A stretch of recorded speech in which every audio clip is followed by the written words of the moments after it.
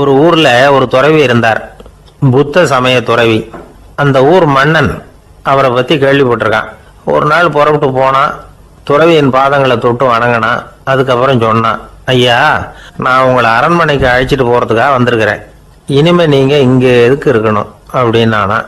அவன் மனசுக்குள்ள என்ன நினைப்புன்னா, இவர் எங்க வர போறாரு, நான் ரொம்ப எளிமையானவன், எனக்கு எதுக்கு அரண்மனை வாசம்னு சொல்லி விடுவார் அப்படின்னு நினைச்சிருக்கான். ஆனா அந்த துறவி என்ன பண்ணார் தெரியுமா? அப்படியா, சரி போகலாம், வா, போய் உன் ரதத்தை கொண்டுட்டு வா, அரண்மனைக்கு போகும்பொழுது அதுக்கு தகுந்த மாதிரி ஆடம்பரமா போகணும் அப்படின்னு விட்டாரான். துறவி இப்படி சொன்னதும் அந்த மன்னனுக்கு மனசுக்குள்ள சந்தேகம் வந்துட்டுது. இவர் உண்மையிலேயே துறவி தானா, ஏமாத்து பேர் வழி மாதிரி தெரியுதே அப்படின்னு நினைச்சிருக்கான். இருந்தாலும் இனிமே என்ன பண்றது, சொல்லியாச்சு. ரதத்தை கொண்டுட்டு வந்தான். துறவி ஏறி உட்கார்ந்தார். பக்கத்துல ராஜா. அவர் ரொம்ப உற்சாகமா வரார். இவன் ரொம்ப சோர்ந்து போய் வரான். துறவி மரத்தடியிலேயே வாழ்ந்து பழக்கப்பட்டவர், அரண்மனையில எளிமையா ஒரு இடத்துல உட்காந்துக்குவார் அப்படின்னு நினைச்சான். ஆனா அப்படி இல்லை. அரண்மனைக்கு வந்த உடனே அந்த துறவி அதை கொண்டுட்டு வா, இதை கொண்டுட்டு வான்னு சொல்லி உத்தரவு போட ஆரம்பிச்சுட்டார். அரண்மனையில இருந்தா அரசனை மாதிரி இருக்கணும் அப்படிங்கிறார். ராத்திரி பூரா சௌரியமா தூங்கினார். பகல்ல அரண்மனை தோட்டத்துல உலாவ வேண்டியது, நீச்சல் குளத்துல குளிக்க வேண்டியது, இப்படியே பொழுது போக்கிட்டு இருக்கிறார்.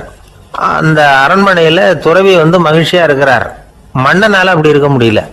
அவருக்கு எந்த கவலையும் இல்லை, இவனுக்கு அரசாங்க கவலைகள். துறவி அப்படி இருக்கிறத இவனால தாங்கிக்க முடியல. ஒரு நாள் அவர்கிட்டே போய், நான் உங்ககிட்ட கொஞ்சம் பேசணும் நானா. துறவி பார்த்தார். நான் இந்த அரண்மனைக்கு வரும்பொழுதே நீ என்னமோ என்கிட்ட கேட்கணும்னு நினைச்ச, ஏன் காலதாமதம், நீ அனாவசியமா உன்னையே தொந்தரவு பண்ணிட்டு இருக்கிற, நீ கவலையா இருக்கேங்கிறது எனக்கு புரியுது. நான் மரத்தடியில் இருந்தப்போ கூட என்னை அடிக்கடி சந்திச்சுக்கிட்டு இருப்ப, ஏதாவது விளக்கம் கேட்கறது உண்டு. இங்க வந்த பிறகு என்னை சந்திக்கிறது கூட அபூர்வமா போயிட்டுது. நீ இப்போ என்ன கேட்க போறேங்கிறது எனக்கு தெரியும், இருந்தாலும் கேள் அப்படின்னாராம்.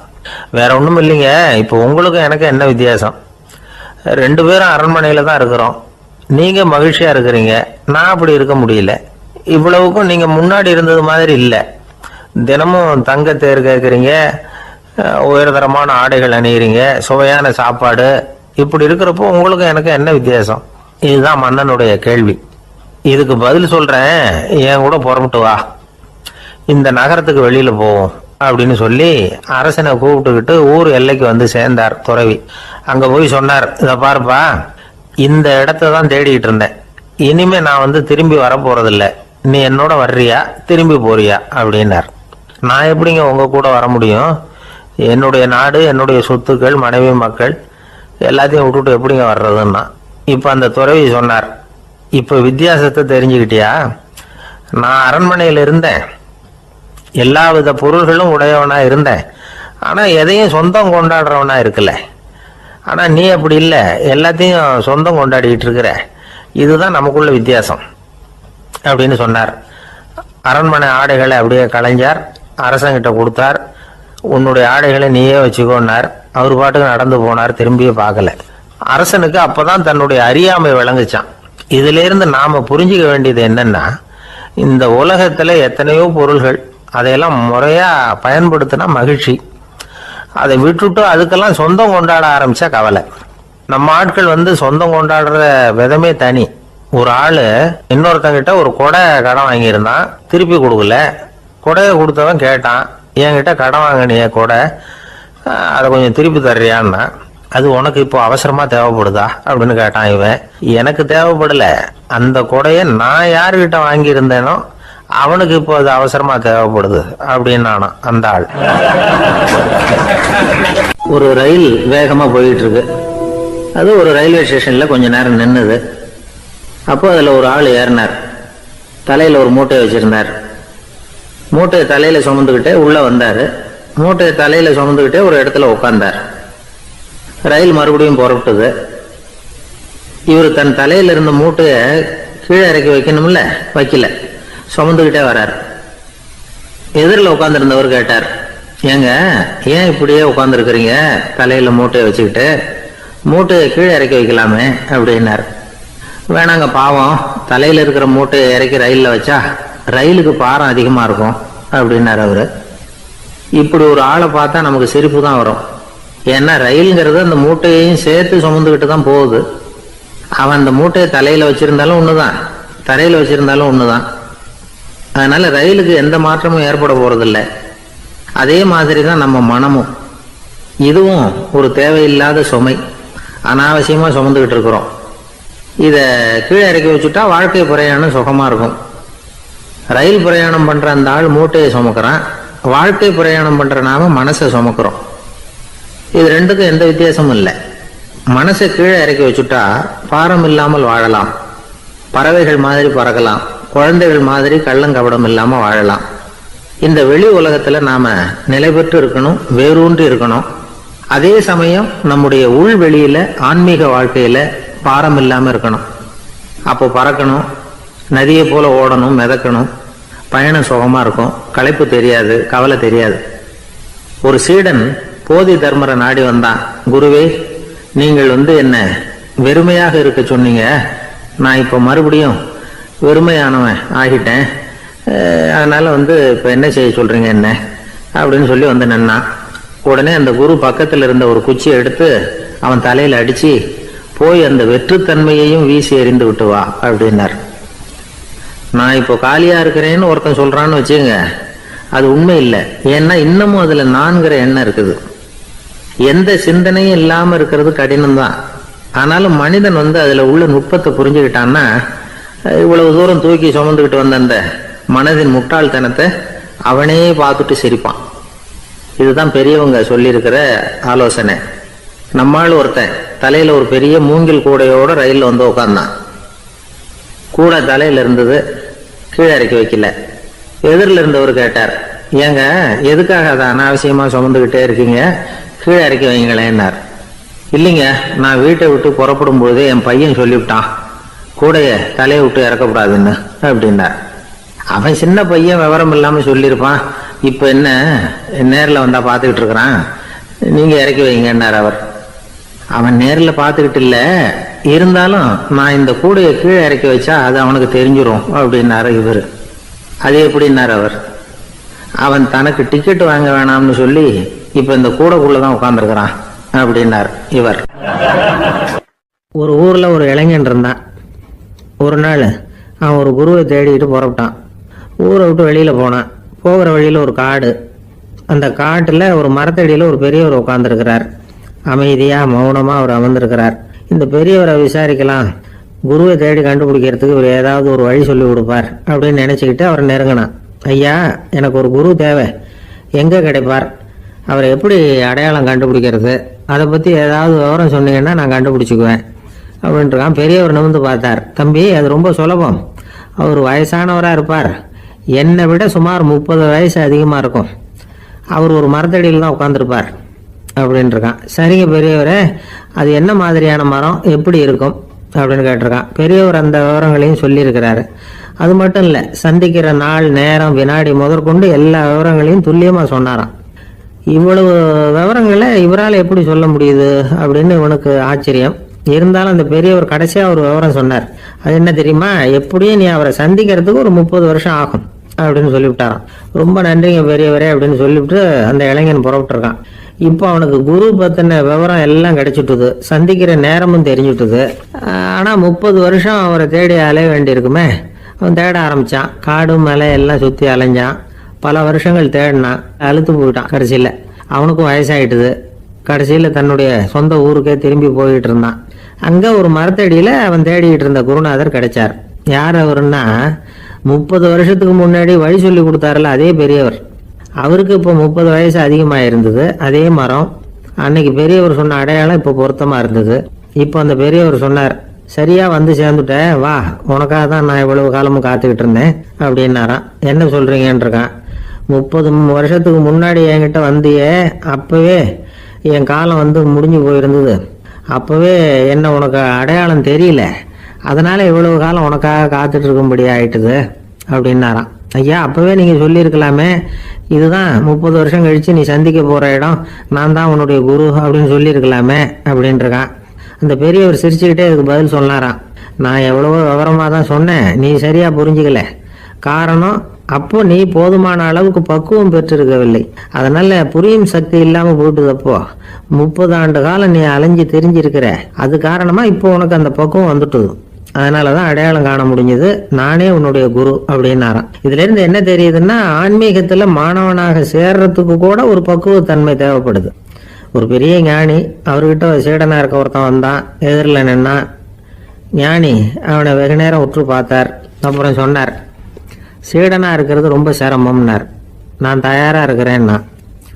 அது இன்னமும் சிரமமாச்சே, இங்கே குருவா இருக்கிறது மட்டுமே சுலபம் அப்படின்னாராம். அப்படின்னா நான் குருவாவே ஆயிடுறேன் அப்படின்னானா. இது போலவே இந்த காலத்துல கதை ஒன்று உண்டு. ஒரு பள்ளிக்கூடத்துல வகுப்பு ஆசிரியர் மாணவனை திட்டிக்கிட்டு இருந்தார். டேய், நீ 100க்கு 10 மார்க்கு தான் வாங்கிட்டு இருக்க. இவ்வளவு மோசமா நீ படிச்சா கடைசியில மாடு மேய்க்கிறது கூட லாய்க்கு இல்லாதவனா ஆயிடுவேன். அதுக்கப்புறம் என்ன செய்ய போற அப்படின்னாராம். பையன் தலையை சொரிஞ்சுக்கிட்டே சொன்னானா, சார் அப்படின்னா ஒன்று செய்யறேன் அப்படின்னானா. இவர் கேட்டிருக்கார், என்ன செய்ய போறேன்னு. வேற என்ன சார், உங்களை மாதிரி ஒரு ஆசிரியர் ஆயிடுறேன் அப்படின்னானா. துருக்மேனியாவில் அஷ்காபாத் அப்படின்னு ஒரு நகரத்துல ஒரு புவியியல் விஞ்ஞானி இருந்தார். அவரு ஒரு நாய்க்குட்டி வளர்த்தார். ஒரு நாள் முன்னிரவு நேரம் ஒரு மேஜைக்கு முன்னாடி உட்காந்து அந்த விஞ்ஞானி ஏதோ கணக்கு போட்டுக்கிட்டு இருக்கிறார். அவருக்கு ஒரு சின்ன பெண் குழந்தை, அது தொட்டில தூங்கிட்டு இருக்குது. அந்த நாய்க்குட்டியும் ஒரு மூலையில படுத்து அது பாட்டுக்கு தூங்கிட்டு இருந்தது. ஒரே அமைதி. அந்த நேரத்தில் திடீர்னு அந்த நாய்க்குட்டி துள்ளி எழுந்திருச்சது. நேராக குழந்தைகிட்ட ஓடிச்சு. அந்த குழந்தைய அது போட்டிருந்த ட்ரெஸ்ஸோட சேர்த்து கவ்வி தூக்குச்சு. தூக்கிக்கிட்டு வாசல் பக்கம் ஓடிச்சு. நாய்க்குட்டி குழந்தைய கவ்வி தூக்க முடியுமாங்கிற சந்தேகம் உங்களுக்கு இல்லையா? நீங்கள் நம்மூர் நாய்க்குட்டியவே பார்த்து பழக்கப்பட்டிருக்கீங்க. அதனால நம்புறதுக்கு சிரமமா இருக்கும். அந்த ஊர்ல எல்லாம் அது ரொம்ப ஸ்ட்ராங்கா இருக்கும். ஒரு ஏதோ கண்ணுக்குட்டி மாதிரி இருக்கும். விஞ்ஞானி அதை பார்த்துட்டார். உடனே அந்த நாய்க்கு வெறி பிடிச்சிட்டுதுன்னு முடிவு பண்ணிட்டு தன்னோட கை துப்பாக்கி எடுத்துக்கிட்டு ஓடி வந்தார். அவர் வெளியில நாய்க்குட்டி எங்க அப்படின்னு பார்த்து தேடுறார். அந்த நேரத்துல அந்த வீடு இடிஞ்சு விழுது. காரணம் பூமி அதிர்ச்சி. இப்படி பூமி அதிர்ச்சி உண்டாக போகுதுங்கிறது அந்த நாய்க்குட்டிக்கு முன்னாடியே தெரிஞ்சு போச்சு. அதுதான் குழந்தைய தூக்கிட்டு வெளியில ஓடி வந்திருக்குது.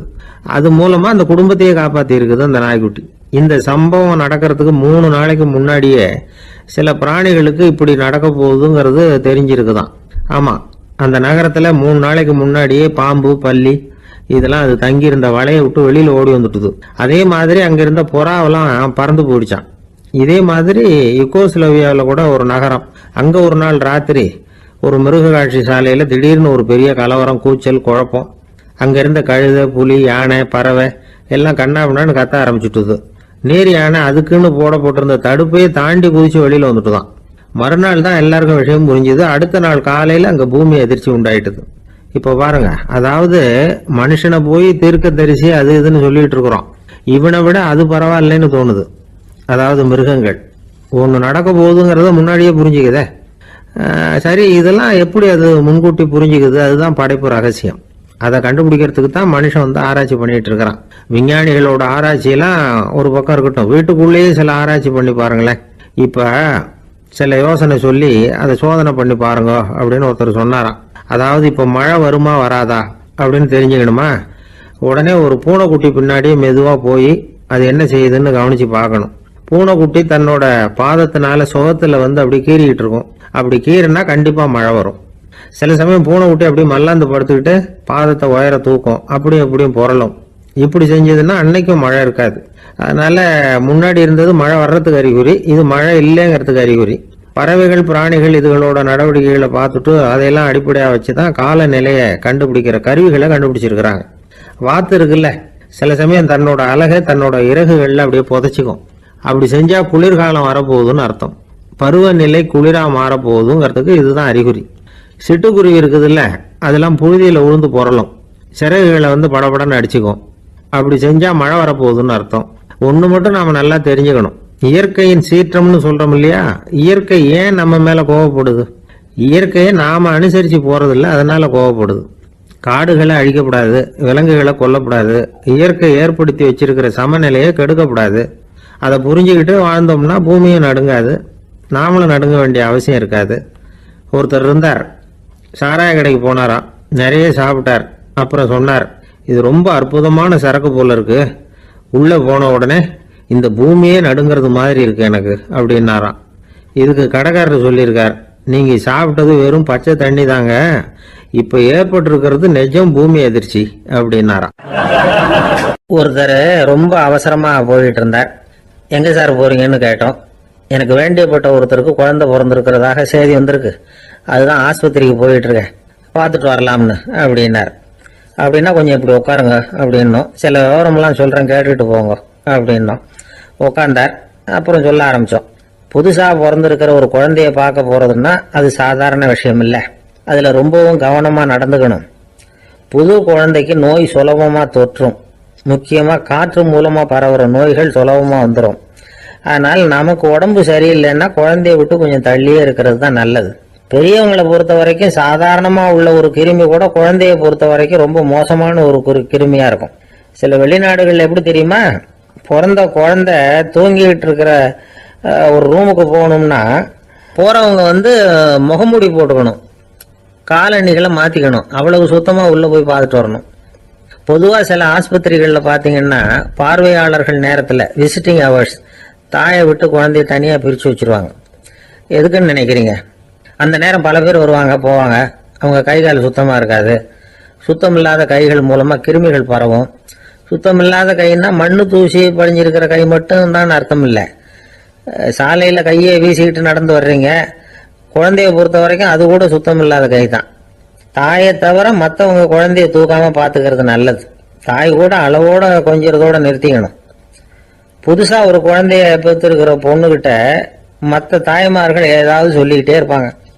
குழந்தைய அப்படி வளர்க்கணும் இப்படி வளர்க்கணும் அப்படின்னு ஏதாவது அட்வைஸ் பண்ணிக்கிட்டே இருப்பாங்க. இப்படி ஓவரா அறிவுரை பண்றது அந்த பொண்ணை குழப்பி விட்டுரும். அதனால அப்படிலாம் பண்ணக்கூடாது. அந்த பெண்ணே ஏதாவது கேட்டா கூட டாக்டர் சொல்ல வேண்டிய விவரங்களை எல்லாம் நாமே சொல்லிக்கிட்டு இருக்கக்கூடாது. புதுசா பிறந்திருக்கிற குழந்தைய மட்டும்தான் இப்படி பார்க்கணும்னு இல்லை. ஒரு நோயாளி குழந்தைய பார்க்க போறதுன்னா கூட ரொம்ப எச்சரிக்கையா தான் நடந்துக்கணும். ஒரு தின்பண்டமோ விளையாட்டு சாமானோ அந்த குழந்தைக்கு நாம் வாங்கிட்டு போறதா வச்சுக்குவோம். அதை நேராக கொண்டுகிட்டு போய் அந்த குழந்தைகிட்டே கொடுக்கக்கூடாது. அதோட அப்பா அம்மா கிட்ட ரகசியமா கொடுக்கலாம். அவங்க முடிவு பண்ணட்டும் குழந்தைகிட்ட அதை கொடுக்கலாமா வேண்டாமாங்கிறத. அவங்களுக்கு தான் தெரியும் அதோட மனசும் உடம்பும்.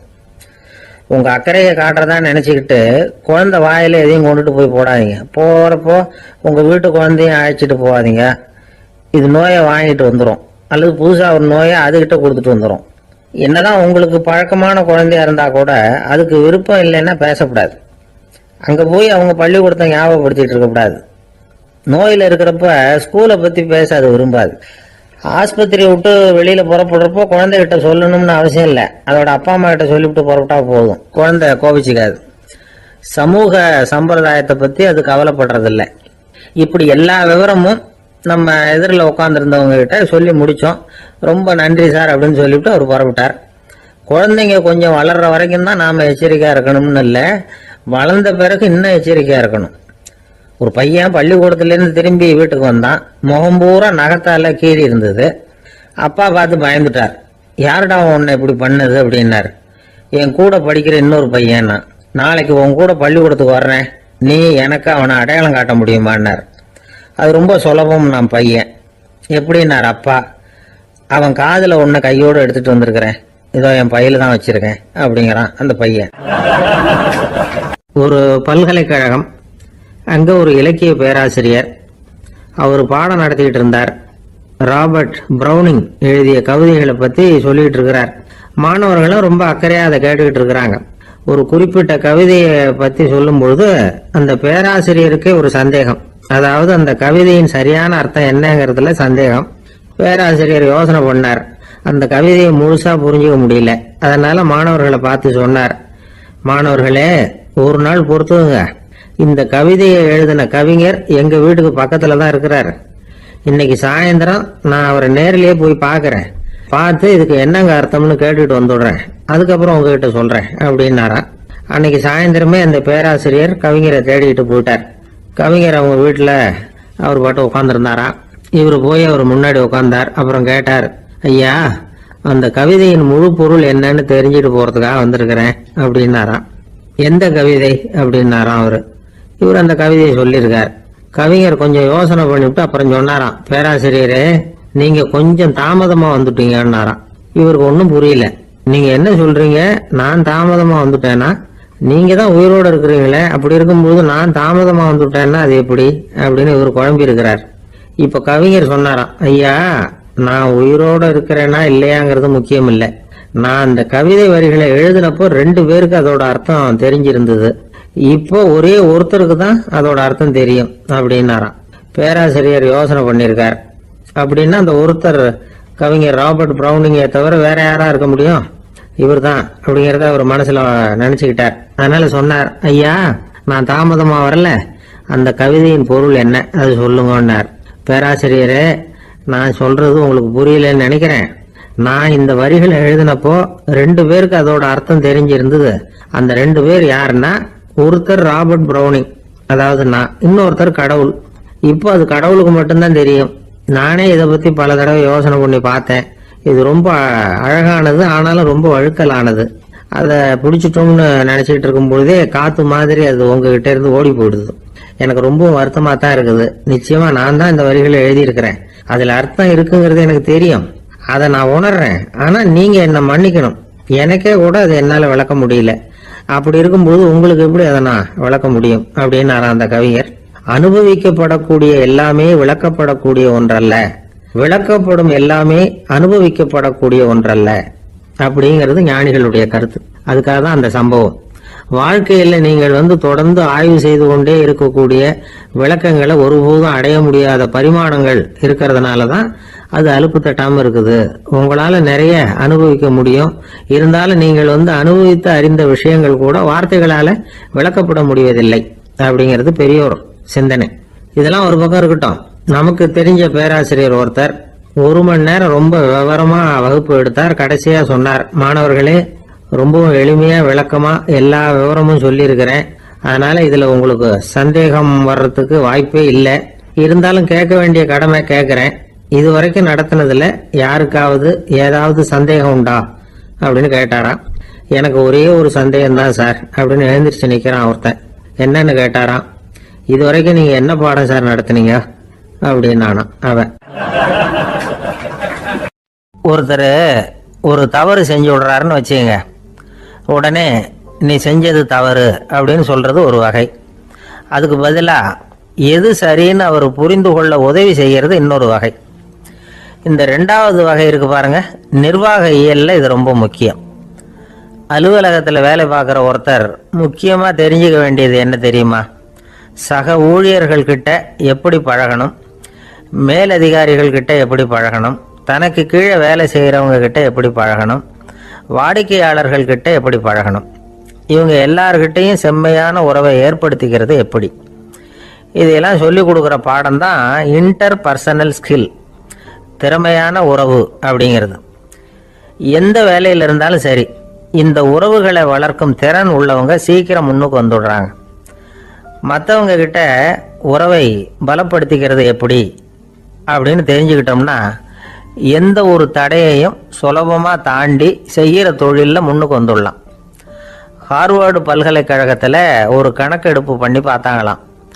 பார்க்குற வேலையில் எது மாதிரி குணாதிசயம் உள்ளவங்க வேகமாக முன்னுக்கு வர்றாங்க அப்படின்னு தெரிஞ்சுக்கிறதுக்காக இந்த கணக்கெடுப்பு.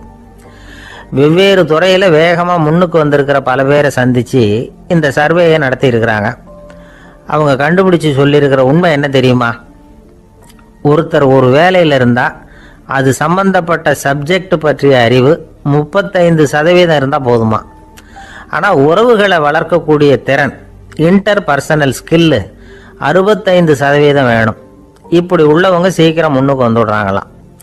அதனால் ஒருத்தருக்கு வேலை சரியாக புரியலைன்னா கூட விவரமாக மற்றவங்க கிட்ட பழகிறது எப்படின்னு புரிஞ்சால் போதும், அவர் முன்னுக்கு வந்துடலாம். அலுவலகங்களில் மட்டும் இல்லை, எல்லா இடங்கள்லையும் இது ரொம்ப முக்கியம். வீட்டுக்குள்ளேயும் இது ரொம்ப முக்கியம், வீட்டுக்கு வெளியேயும் இது முக்கியம். அடுத்தவங்க கிட்ட பழகிறது எப்படிங்கிறத தெரிஞ்சுக்காதவன் வாழ்க்கையில் முன்னேற முடியாது. இன்னைக்கு ஆயுதங்களால் காயப்படுத்தி கொள்ளுகிறவர்களை விட வார்த்தைகளால் காயப்படுத்தி கொள்ளுகிறவர்கள் தான் அதிகம். பெரியவங்க என்ன சொல்கிறாங்க தெரியுமா? நீங்கள் இந்த பூமியில் பிறந்ததன் அர்த்தம் பூர்த்தி ஆகணும்னா அடுத்தவங்களுக்கு உதவி பண்ணுங்க.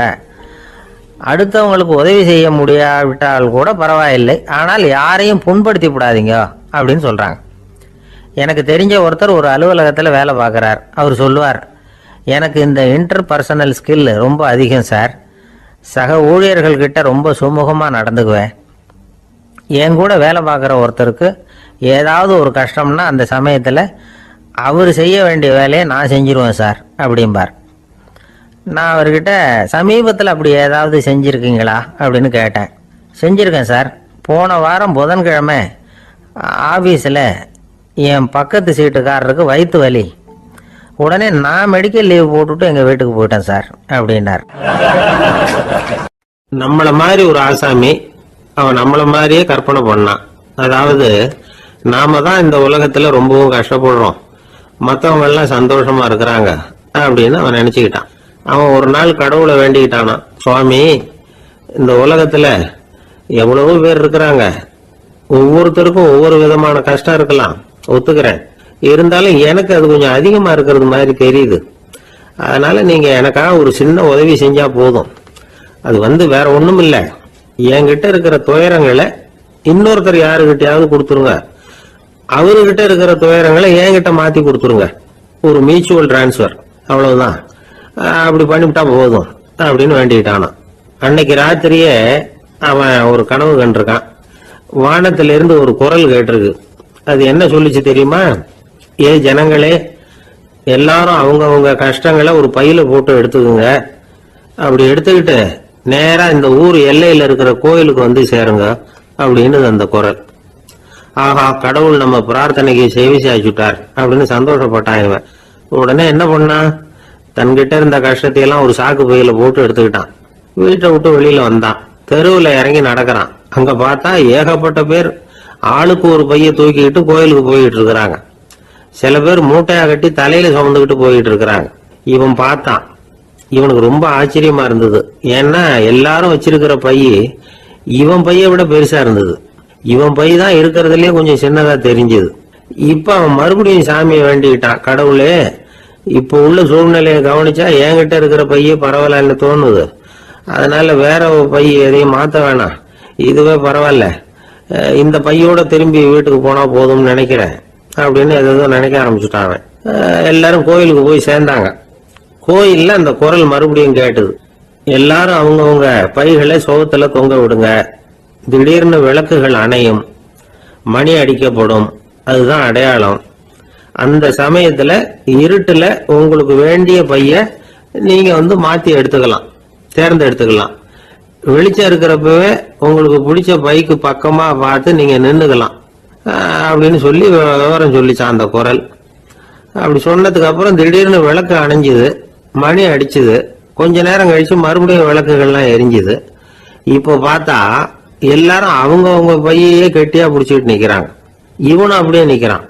இவன் மெதுவா பக்கத்துல நிக்கிறவங்க கிட்ட கேட்டானா, ஏன் நீங்க பைய கையிலேயே வச்சிருக்கிறீங்க, செவுத்துல மாட்டலையா அப்படின்னு கேட்டிருக்கான். இல்லப்பா, நீ ஏன் கையிலேயே வச்சிருக்கிறியோ அதே காரணத்துக்காக தான் நாங்களும் வச்சிருக்கிறோம். நம்ம கவலைகளை பத்தி நமக்கு ஓரளவுக்காவது தெரியும். ஆனா மற்றவங்க கவலைகள் நமக்கு பரிச்சயம் இல்லாதவை, பழக்கம் இல்லாதது. அதனால நமக்கு தெரிஞ்ச கவலைகளை சமாளிக்கிறது சுலபம். தெரியாததை சமாளிக்கணும்னா மறுபடியும் ஆரம்பத்துல இருந்து ஆரம்பிக்கணும். அதனால பழைய நண்பர்களோட வாழறது தான் மேல் அப்படின்னு நானும். அதுக்கப்புறம் அவன் தன்னோட பையே போதும்னு வீட்டுக்கு திரும்பி வந்துட்டானான். இது ஒரு பெரியவர் சொல்லி இருக்கிற கதை. அதனால நம்ம கிட்ட இருக்கிற கஷ்டங்கள் தான் பெருசு, அதை இன்னொருத்தங்கிட்ட கொடுத்துட்டு மாத்திக்கலாம் அப்படின்னு நினைக்கிறது தப்பு. இதே மாதிரி இன்னொரு சம்பவம். ஒரு ஊர்ல ஒரு நாள் ராத்திரி ஆகாயத்தில இருந்து கடவுள் குரல் கேக்குது. இந்த ஊர்ல இருக்கிற ஜனங்கள்லாம் கொஞ்சம் கவனிங்க, உங்களுக்கு ஒரு செய்தி. அதாவது இங்க இருக்கிற ஜனங்கள்லயே கொஞ்சம் கூட கவலையே இல்லாத ஆள் யாருன்னு எனக்கு தெரியணும். அதனால எல்லாரும் அவங்க கவலைகளை ஒரு பையில போட்டு எடுத்துக்கிட்டு கோயிலுக்கு வாங்க அப்படின்னாரு கடவுள். உடனே வரிசையா எல்லாரும் வர ஆரம்பிச்சாங்க. எல்லார் கையிலயும் பை இருந்தது, சின்னதும் பெருசுமா. கவலையே இல்லாத ஆள் யாருன்னு தேடினார் கடவுள். ஒரே ஒரு ஆள் மட்டும் கையில எதுவும் இல்லாம வெறும் கையை வீசிக்கிட்டு ரொம்ப ஜாலியா நடந்து வந்துகிட்டு இருந்தான். கடவுள் அவங்ககிட்ட போனார். ஏன்பா உனக்கு கவலையே இல்லையா அப்படின்னு கேட்டார். எனக்கும் சில கவலைகள்லாம் உண்டு அப்படின்னு அவன். எங்க அதெல்லாம்னு கேட்டிருக்காரு கடவுள். பின்னாடி லாரியில வந்துகிட்டு இருக்கு அப்படின்னு அவன். ஒரு சராசரி மனிதனுடைய இயல்பு என்ன? இன்பம் வந்தா துள்ளி குதிப்பான், துன்பம் வந்தா சோர்ந்து போய் ஒரு மூலையில உட்காந்துருவான். இவன் தான் சராசரி மனிதன். ஆனா ஒருத்தன் இன்பம் வந்தா அதுக்காக மகிழ்ச்சி அடையறதில்ல, துன்பம் வந்தா அதுக்காக சோர்ந்து போறதில்ல அப்படின்னு வச்சுக்கோங்க. அப்படி இருந்தா அவன் சாதாரண ஆள் கிடையாது. ஒரு ஊர்ல ஒரு ஞானி இருந்தார். அவரை தேடிட்டு ஒரு பெரியவர் வந்தார். ஐயா, ஞானத்துல சிறந்த ஞானம் எது அப்படின்னு கேட்டாராம். இதுக்கு அந்த ஞானி என்ன பதில் சொன்னார் தெரியுமா? இன்பத்தினால மகிழ்ச்சி அடையாமலும் துன்பத்தினால சோர்வு அடையாமலும் இருக்கிறது தான் அந்த ஞானம், பெரிய ஞானம் அப்படின்னாராம். சரி சுவாமி, அப்படிப்பட்ட ஞானம் உங்களுக்கு எப்படி வந்ததுன்னு கேட்டிருக்காரு இவர். அதை நான் ஒரு கழுதைகிட்ட இருந்து கற்றுக்கிட்டேன் அப்படின்னாராம் அவர். இவருக்கு ஒன்றும் புரியல, ஒரு மாதிரியாக முழிச்சிருக்கிறார். இதை அவர் புரிஞ்சுக்கிட்டார். நீங்கள் நாளைக்கு காலையில் நம்முடைய ஆசிரமத்துக்கு வாங்க, புரிய வைக்கிறேன்னாராம். சரின்னு அவர் போயிட்டார். மறுநாள் காலையில் ஆசிரமத்துக்கு வந்து சேர்ந்தார். ஞானி அவரை கூப்பிட்டு உட்கார வச்சார். வாங்க, வந்து இப்படி உட்காருங்க, கொஞ்ச நேரத்தில் இந்த வழியாக ஒரு கழுதை போகும், அதை கவனித்து பாருங்கன்னாரா. இவருக்கு இன்னமும் ஒன்றும் புரியாமல் போச்சு, ஒரே குழப்பம். இருந்தாலும் அந்த ஞானி சொன்னது மாதிரியே உட்காந்துருக்கிறார். கொஞ்ச நேரத்தில் அந்த வழியாக ஒரு கழுதை போச்சு. அது முதுக நிறைய அழுக்கு மூட்டைகள், அதை சுமந்துக்கிட்டு போகுது. ஒரு செலவு தொழிலாளி அதை ஓட்டிகிட்டு போகிறார். கொஞ்சம் தூரத்தில் ஒரு ஆறு இருக்குது. அங்கே போய் துணியெல்லாம் சுத்தப்படுத்திக்கிட்டு சாயந்தரமாக திரும்பி இந்த வழியாக வருவாங்க. ஞானி சொன்னது மாதிரியே இந்த பெரியவர் அழுக்கு மூட்டையை சுமந்துக்கிட்டு போகிற அந்த கழுதையை கவனித்தார். கழுதை போயிட்டுது. அதுக்கப்புறம் ஞானியை திரும்பி பார்த்தார். இப்போ அந்த ஞானி சொன்னார், சாயந்தரம் வரைக்கும் நீங்கள் இங்கேயே இருக்கணும்னார். அதே மாதிரி இவர் இருந்தார். சாயந்தரமாக அந்த ஞானி சொன்னார், ஐயா, இப்போ கொஞ்ச நேரத்தில் அந்த கழுதை இந்த வழியாக திரும்பி வரும், அதையும் கவனித்து பாருங்கன்னார். இவரும் கவனித்து பார்க்குறார். கழுதை வந்தது. அது முதுகில் சலவை செய்யப்பட்ட துணி மூட்டை, அது பாட்டுக்கு சுமந்துக்கிட்டு போய்கிட்டு இருக்குது. பெரியவருக்கு ஒன்றும் புரியல, பொறுமை இழந்துட்டார். சரி சுவாமி, இந்த கழுதைக்கும் உங்கள் ஞானத்துக்கும் என்ன சம்பந்தம் அப்படின்னார். இப்போ அந்த ஞானி விளக்கினார். ஐயா, இந்த கழுதை இதே மாதிரி தினமும் காலையில் அழுக்கு மூட்டைகளை சுமந்துக்கிட்டு ஆற்றுக்கு போகுது, மாலையில் வெண்மையான சுத்தமான துணிகளை சுமந்துக்கிட்டு திரும்பி ஊருக்கு போகுது. காலையில் இது போகும்பொழுது முதுகில் அழுக்கு மூட்டைகளை சுமந்துக்கிட்டு போகிறோமேங்கிற வருத்தமும் அதுக்கு கிடையாது. சாயந்தரம் திரும்பி வரும்பொழுது சுத்தமான துணிகளை சுமந்துக்கிட்டு வர்றோமேங்கிற மகிழ்ச்சியும் அதுக்கு இல்லை. இதை பார்த்து தான் நானும் அது மாதிரி ஞானத்தை கற்றுக்கிட்டேன் அப்படின்னாராம். அதனால் யார் கற்றுக் கொடுக்குறாங்க அப்படிங்கிறத விட எதை கற்றுக்கிறோம் அப்படிங்கிறது தான் முக்கியம். ஒரு சினிமா பார்க்குறோம், ஒரு அருவி கொட்டுறது மாதிரி காட்சி வருது, தண்ணீர் வழியுது. படம் முடிஞ்சதும் பார்த்தீங்கன்னா அந்த திரை என்ன நனைஞ்சு போயா இருக்கும். ஒரு தீப்பிடிச்சு எரியிற காட்சியே சினிமாவில் பார்க்குறீங்க, காட்சி முடிஞ்சதும் அந்த வெண் திரையே கருகி போயா இருக்கும். படத்தில் வர்ற தண்ணீரும் நெருப்பும் அந்த திரையை பாதிக்கிறது இல்லை. நாம் அந்த திரை மாதிரி இருக்கிறதுக்கு கற்றுக்கணுமா. அந்த பக்குவம் வந்துவிட்டதுன்னா இன்பமும் துன்பமும் நம்ம எதுவும் செய்யாது. ஒரு சினிமாவை பார்க்குற வரைக்கும் சிரிக்கலாம், அழலாம். பார்த்துட்டு வெளியில் வரும்பொழுது அழுதுகிட்டே வரக்கூடாது. ஒருத்தர் வந்தார், அப்படி படம் முடிஞ்சு வெளியில் வரும்பொழுது அருவி மாதிரி கண்ணீர் சிந்திக்கிட்டே வரார். ஏன் சார், படம் அவ்வளவு சோகமா அப்படின்னு கேட்டார். இன்னொருத்தர், இல்லை சார், கூட்டம் ரொம்ப குறைச்சல் சார், மொத்தம் படம் பார்க்க வந்தவங்களே 15 பேர் தான் சார் அப்படின்னார் கண்ணீரை தொடச்சிக்கிட்டே. அதுக்கு நீங்கள் ஏன் சார் அழறீங்கன்னு கேட்டார் அவர். இந்த படத்தோட தயாரிப்பாளரே நான் தான் சார் அப்படின்னாரா இவர். ஒரு ஊரில் ஒரு ஆள் இருந்தான். அவனுக்கு ஒரே ஒரு மகள். அவளை நல்ல இடத்துல கட்டி கொடுக்கணும்னு ஆசைப்பட்டான். அதுக்காக மாப்பிள்ளை தேடிட்டு இருந்தான். அவன் கொஞ்சம் வசதியான ஆள், அதனால நிறைய பேர் வந்தாங்க. இருந்தாலும் ஒரு நல்ல குணமுள்ள மாப்பிள்ளையா இருக்கணும் அவன் எதிர்பார்த்தான். அப்படி இருக்கணும்னு தொடர்ந்து முயற்சி பண்ணான். கடைசியாக ஒரு 3 பேர் கிடைச்சாங்க. அந்த 3 பேர்ல யாரை தேர்ந்தெடுக்கிறது, இதுதான் அவனுக்கு வந்த குழப்பம். இந்த நிலைமையில ஒரு பெரியவரை தேடி போனான். அவர்கிட்ட தன்னுடைய பிரச்சனையை சொன்னான். அவர் கொஞ்சம் யோசனை பண்ணார். அதுக்கப்புறம் 3 பேரையும் கூப்பிட்டார். இதை பாருங்கப்பா, உங்க 3 பேருக்கும் 3 மாச கால அவகாசம் தர்றேன். நீங்க இப்ப போகலாம், 3 மாசம் கழிச்சு திரும்பி வரலாம். அப்படி வரும்போது இந்த 3 மாச காலத்துல நீங்க செஞ்ச நல்ல காரியம் ஏதாவது ஒண்ணு சொல்லணும். அதை வச்சு உங்களில் ஒருத்தரை நாங்கள் தேர்ந்தெடுத்துக்கிறோம் அப்படின்னு சொன்னாராம். 3 பேரும் சரின்னு சொல்லிவிட்டு திரும்பி போயிட்டாங்க. 3 மாதம் ஆச்சு. அதுக்கப்புறம் ஒரு நாள் திரும்பி வந்தாங்க. அவர் அவங்கள கூப்பிட்டு உட்கார வச்சார். அப்புறம் கேட்டார், இப்போ சொல்லுங்க, இந்த 3 மாச காலத்தில் நீங்கள் செஞ்சிருக்கிற ஏதாவது ஒரு நல்ல காரியத்தை சொல்லுங்க அப்படின்னார். முதல்ல ஒருத்தன் எழுந்திருச்சு நின்னான். ஐயா, எங்கள் அப்பா இறந்த பிறகு அவரோட கணக்கு வழக்குகளை எடுத்து பார்த்துக்கிட்டு இருந்தேன். அவர் ஒரு வியாபாரி கிட்ட 10,000 ரூபாய் கடன் வாங்கி இருக்கிறதாக எழுதியிருந்தார். அந்த வியாபாரி இப்போ உயிரோட இல்லை. இருந்தாலும் அந்த வியாபாரியோட மகனை தேடி கண்டுபிடிச்சேன். கணக்கு புத்தகத்தை காட்டினேன். எங்க அப்பா உங்க அப்பா கிட்ட 10,000 ரூபாய் கடன் வாங்கி இருக்கிறதாக இதை எழுதியிருக்கிறார். அதனால அதை திருப்பி கொடுக்கறதுக்காக வந்திருக்கிறேன், இந்தாங்க அந்த பணம் அப்படின்னு சொல்லி கொடுத்துட்டு வந்துட்டேன் அப்படின்னு நானும். இதை பெரியவர் கவனமா கேட்டுக்கிட்டார். அதுக்கப்புறம் 2வது இளைஞன் எழுந்திருச்சான். ஐயா, நான் போன மாசம் ஒரு நாள் ராத்திரி வேலையில ஒரு காட்டுப்பாதை வழியா எங்க ஊருக்கு போயிட்டு இருந்தேன். அந்த சமயத்துல அந்த வழியா வந்துகிட்டு இருந்த ஒரு வழிபோக்கர்கிட்ட 4-5 திருடர்கள் வம்பு வளர்த்து அவர்கிட்ட இருந்த பொருளை எல்லாம் கொள்ளையடிச்சுக்கிட்டு இருந்தாங்க. நான் உடனே ஒரு குச்சியை எடுத்துட்டு ஓடினேன். அந்த திருடர்களை அடிச்சு விரட்டினேன். பொருளை எல்லாம் மீட்டு அந்த வழிபோக்கர்கிட்ட ஒப்படைச்சேன். அவரை பத்திரமா அழைச்சிட்டு போய் அவர் வீட்டுல விட்டுட்டு வந்தேன் அப்படின்னு நானும். இதையும் பெரியவர் கவனமா கேட்டுக்கிட்டார். அடுத்தபடியா 3வது இளைஞன் எழுந்திருச்சான். ஐயா, போன மாசம் ஒரு நாள் நான் ஒரு மலைப்பாதை வழியா போயிட்டு இருந்தேன். மலைப்பாதை விளிம்புல ஒரு மதகு கட்டை, அது மேல ஒரு ஆள் படுத்து தூங்கிட்டு இருந்தான். அந்த பக்கம் தவறி உருண்டு விழுந்திருந்தான்னா அதில் பாதாளம். அது மலையடி வாரத்துல போய் தான் வேணும், அவ்வளவு பள்ளம். அது தெரியாம அவன் பாட்டுக்கு தூங்கிட்டு இருந்தான். நான் உடனே அவன்கிட்ட ஓடி போய் குனிஞ்சு அவன் முகத்தை பார்த்தேன். அப்பதான் புரிஞ்சுது, அவன் ஏற்கனவே எனக்கு தெரியும். அவனை எனக்கு நிறைய கெடுதல் பண்ணியிருக்கிறான், இடைஞ்சல் கொடுத்தவன்.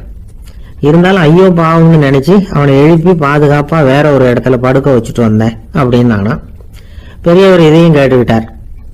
அதுக்கப்புறம் அவங்க 3 பேரையும் பார்த்து, நீங்க போகலாம், நாங்க யோசிச்சு முடிவு பண்ணி உங்களுக்கு சொல்லி அனுப்புறோம் அப்படின்னாராம்.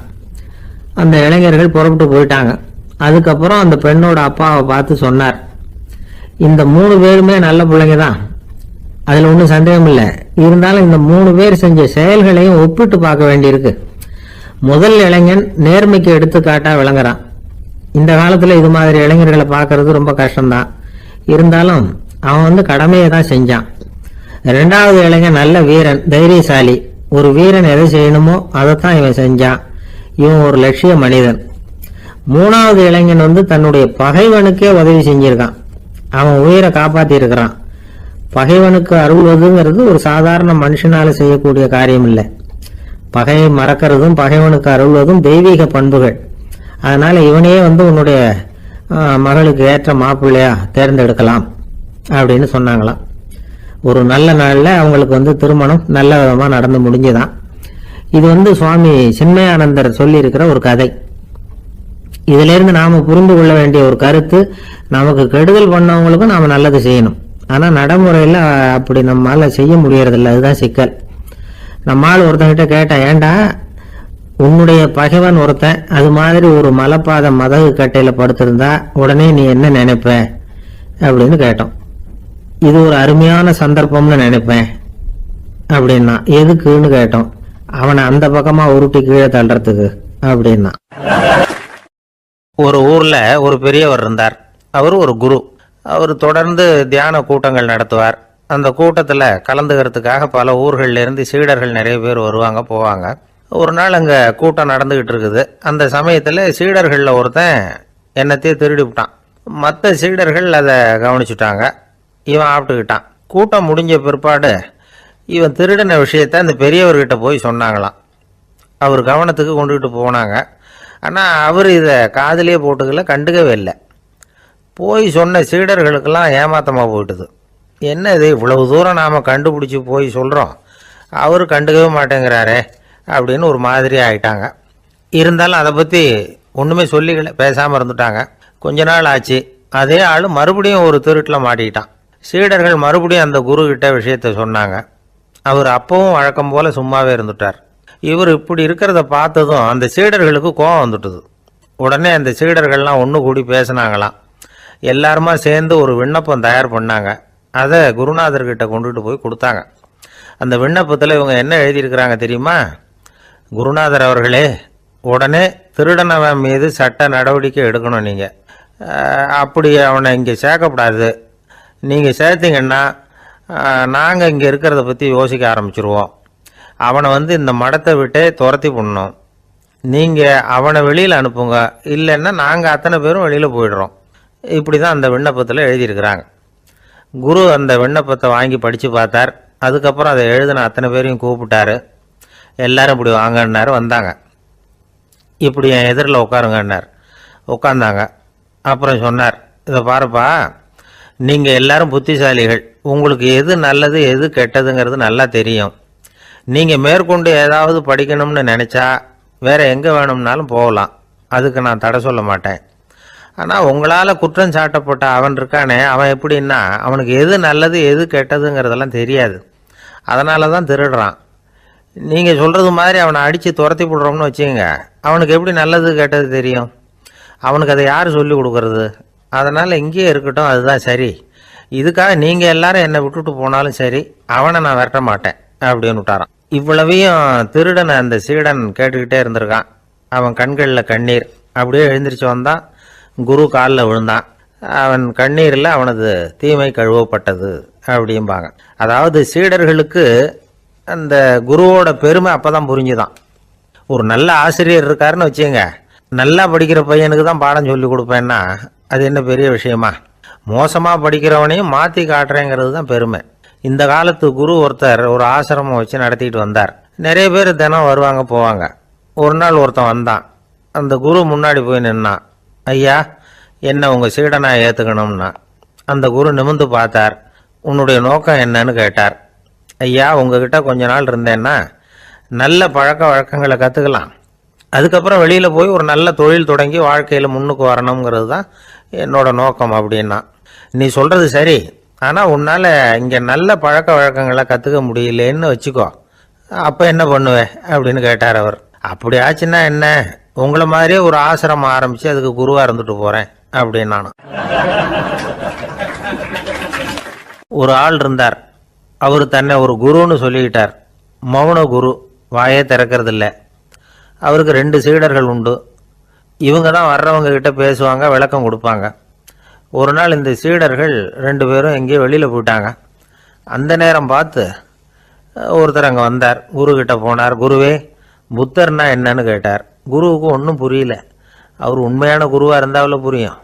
அவர் திருன்னு முழிக்க ஆரம்பிச்சிட்டார். இந்த நேரம் பார்த்து இந்த சீடர்கள் எங்கேயோ போயிட்டாங்களே, என்ன பண்ணுறது, உதவிக்கு யாராவது கிடைக்க மாட்டாங்களா அப்படின்னு அப்படியே சுற்றி பார்க்குறார். அங்கங்கே பார்க்குறார். வந்தவர் இதை கவனித்தார். ஏதோ புரிஞ்சுக்கிட்ட ஒரு மாதிரி அடுத்த கேள்வி கேட்டார். தர்மம்னா என்ன சுவாமின்னார். குருவுக்கு ரொம்ப சங்கடமாக போச்சு. நம்ம நிலைமை இப்படி ஆகிட்டுதே, இக்கட்டில் மாட்டிக்கிட்டோமே அப்படின்னு நினச்சபடியே விட்டத்தை பார்த்தார். அப்புறம் குனிஞ்சு தரையை பார்த்தார். அப்படியே உட்காந்துக்கிட்டார். வந்தவர் உடனே அடுத்த கேள்விக்கு போயிட்டார். தியானம்னா என்ன சுவாமின்னார். பாவம் என்ன பண்ணுவார் அந்த குரு, பேசாமல் கண்ணை கெட்டியாக மூடிக்கிட்டார். இது ஏதுடா வம்பா போச்சுன்னு.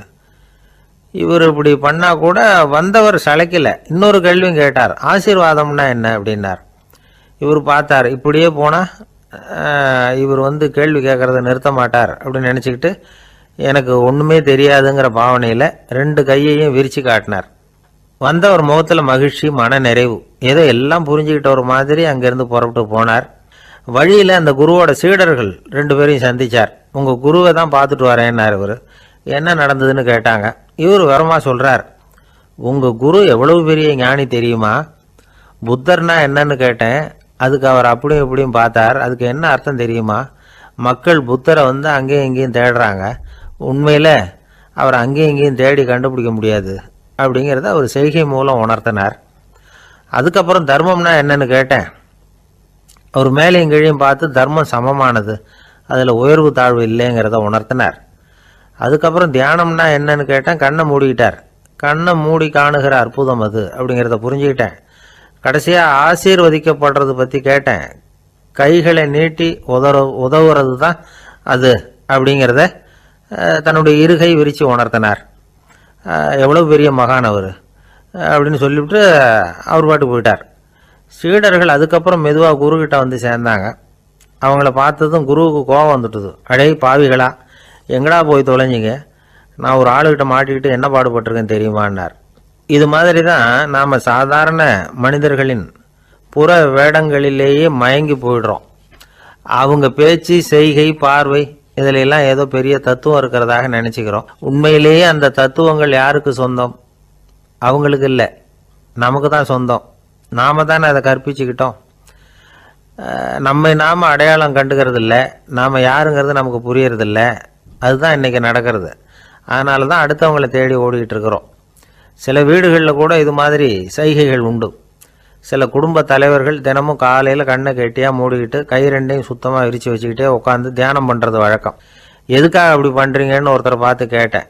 இந்த மாதம் வாங்கின சம்பளம் பூரா தீர்ந்து போச்சு, இனிமேல் என் கையில் சுத்தமாக ஒன்றும் இல்லை, புதுசாக எதுவும் செலவு வச்சுடாதே அப்படிங்கிறத அப்படி உள்ளங்கை ரெண்டையும் விரித்து காட்டி அவங்களுக்கு உணர்த்துறேன் அப்படின்னார்.